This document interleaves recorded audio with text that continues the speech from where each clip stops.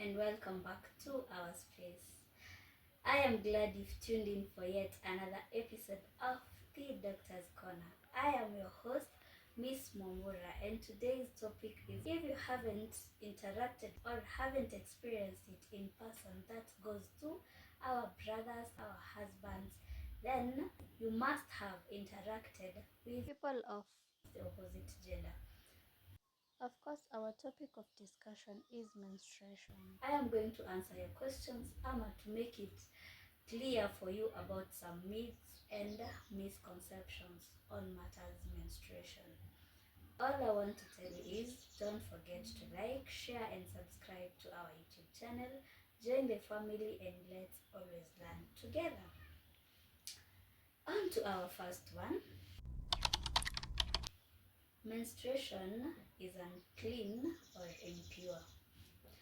I would like to say that menstruation is a culture. Impurity is a matter of culture and religion. Some cultures, some religions term it as impure, which others do not regard it as impure. Why? Because menstruation is just a normal thing, a normal physiology that occurs in bodies of the female gender. So why should we call it impure? Why should we call it unclean? Yet it's a normal physiological. It's like a normal thing, like vile unakulanga chakula. Do we say that digestion ya chakula ni unclean ama impure?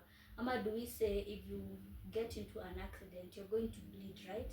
Do we say that that is unclean or it's impure? No, we don't. So the same case, menstruation is not unclean. It's not impurity. If it was an impurity, it wouldn't have been there in the first place. So yeah, it's a culture thing. It's a religion thing. For me, it's not an impurity, it's not unclean, it's just but a normal physiology. On to the second one. Menstrual blood is different from the normal blood. Why should it be different yet zinatoka kwa mwili mmoja? Menstrual blood and the normal blood from your body, they are one and the same thing. They are blood. Blood is blood. Hakuna blood normal na hakuna blood abnormal. What happens in menstruation is only that we shed the ovum ama the egg that was produced that has not been fertilized, and as we shed it together with the uterine lining. So it's not abnormal, it's just but normal blood. It's just but the same as the other blood. On to the third one. You cannot get pregnant during menstruation. This one is a probability thing. You can and you can't. You can or you can't. You can either get pregnant or you cannot get pregnant. This is because the sperms the sperms from the opposite gender have a lifespan of 5 days. They tend to have a they tend to stay for 5 days before they are destroyed in the human body. So if your last day of menstruation was today and then you have the intercourse today, then sperms are deposited in your body today. They tend to stay up to 5 days, and within the 5 days the other gender, that is the female gender, might produce an ovum which might get fertilized by the sperm. So you can get pregnant or you cannot. It's a matter of when did you have it, at what day of your menstruation did you have your intercourse. So yeah, see it, you can't get pregnant. It's a very much possible thing for you to get pregnant during your menses. On to number 4. Is it true that you should avoid exercise during menses? This is a false thing. People tend to say that exercise makes somebody feel tired. Exercise is not preferred during menses, of which I highly recommend people to perform exercise or to carry out exercises during their menstruation. Why? As you exercise, you tend to stimulate your body to produce some hormones which are mood stabilizers. during your exercise. Ushifanya exercise, uko umetoka usingizi, ukafeel umekuwa rejuvenated, umefufuka, ni kama umefufuka. Yeah, that's the same thing that happens when you exercise. You get to produce some mood stabilizer hormones, which will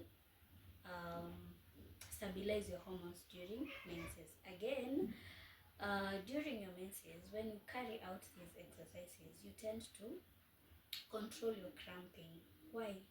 The same case, the same issue of hormones. When you exercise, you produce some hormones which then alter the hormones that are controlling the menstruation, and in turn unapata cramps zako zinaishaisha, zinapungua kidogo. Actually, exercise is one of the activities, ama one of the major things that helps control your menstrual cramps.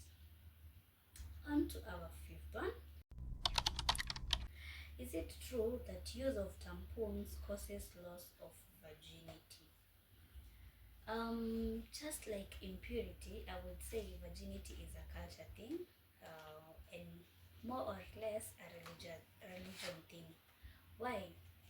This is because in science, there's nothing like virginity. There's nothing like virginity in science. But according to our cultures, according to our religions, we talk of virginity. Virginity can be broken by very many things, including sexual intercourse, which is one of the major causes, one of the major things that contribute in loss of virginity. Another thing that can make an individual lose virginity is exercises, especially bike riding. For the ladies, warembo, when you are used to too much of exercises, too much of bicycle riding, you get to break your hymen, which then is termed as loss of virginity. So yeah, tampons also can break your virginity. Yeah, so virginity is broken by a lot of things: exercise, intercourse, tampons, you name them. Anything that is causing the overstretching or the breakage of your hymen can result to loss of virginity, of which, to me, virginity is a culture thing. It's not a science thing. Yeah. On to the sixth one. Is it true that you cannot swim during your periods? No, it's not true. Why? Because swimming is an exercise, and I've told you exercising is one of the things that helps you control your cramps. Swimming is still an exercise. What happens during swimming? You can swim comfortably like any other person who's not menstruating. How? By use of tampons, by use of menstrual cups, by use of period menses swimwear. You can get to swim without any interaction with any hindrance. You can just swim comfortably.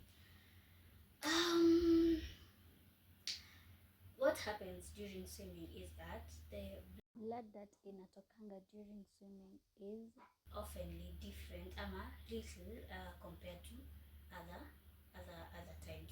Why? Because when you get into cold water, especially the cold swimming pools, your blood vessels tend to vasoconstrict. During this time, when they vasoconstrict, the blood shed inapungua kidogo as compared to other times. So this time you get to have damu inatoka kidogo, and then as you compare the little blood that is produced to the swimming water, inakuwa diluted without even you notice. So people tend to say that during swimming you're not menstruating, of which it's not the case.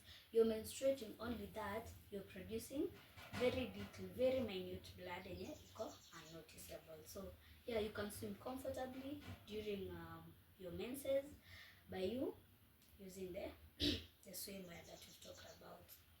On to the next one. Period cramps are normal and you just have to live with them. I would say cramping during your menses is a normal physiology, because it occurs as a result of contraction ya hizo muscles za uterus zikicontract kushed your lining, you tend to have those cramps. But when these cramps become so intense ama zinakuwa so much that zinahinder your normal activities, your normal physiological activities, like uzifanya kitu kidogo kwa nyumba, utashinda tu umelala, then now that one stops becoming normal and becomes abnormal, and that is when we tend to call it dysmenorrhea. It can occur as a result of very many things. The intense cramping, that is, can be as a result of infections. It can be as a result of your normal physiology, the normal hormones zenye zinaproduciwa na mwili yako. So period cramps is normal, but when it becomes too intense ama too much to hinder you from doing your normal activities, then it ceases being normal and now becomes abnormal.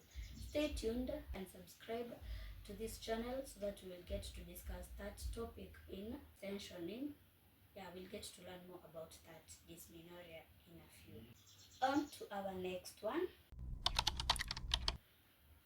Period cramps only happen to younger people ama to those who have not had children. What I would say about that, it's not true, ama it's a lie, ama it's not true. Why? Because nimesema period cramps occurs as a result of hormones produced during menses.